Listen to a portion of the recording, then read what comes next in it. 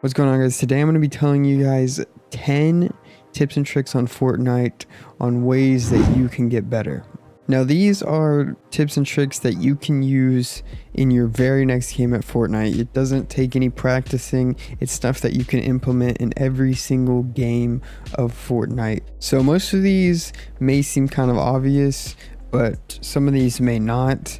And especially if you're a beginner in Fortnite and you're trying to get better, I would definitely recommend watching the whole video and learning all of the tips and tricks. Now, the first one is you want to order your weapons and items in the same way every single game. This is going to help you know your inventory and exactly where you're at without looking at your inventory. You don't need to look at which guns you're switching to. You just automatically know because you know how your inventory is set up. Now, the second one is something pretty simple, but I see a lot of people mess this up. You want to drink your small potions before you drink a big potion. Small potions can only get you up to 50, so you want to drink those first and then drink your 50 after. Now, in some cases, this may not be possible. Sometimes you may just want to drink a big potion first, but if you have the time and you're able to, make sure you drink your small potions before you drink your big potion.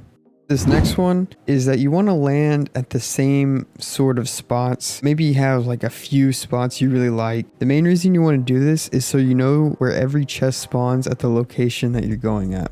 Not only that, if you know your way around the spot you're at, you can fight a lot easier and you're more likely to win fights. This next one is a problem I see all the time, and it's to be aggressive, especially if you're just beginning. If you want to get better, you have to be aggressive.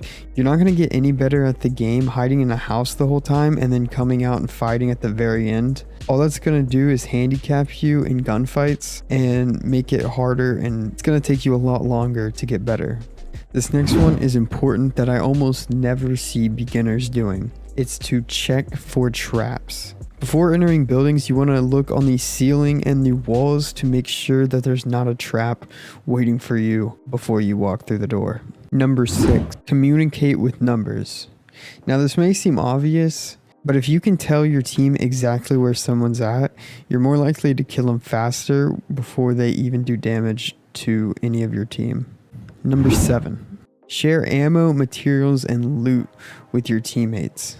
You're going to have a hard time winning the game if you're being selfish with all the ammo, materials, and loot.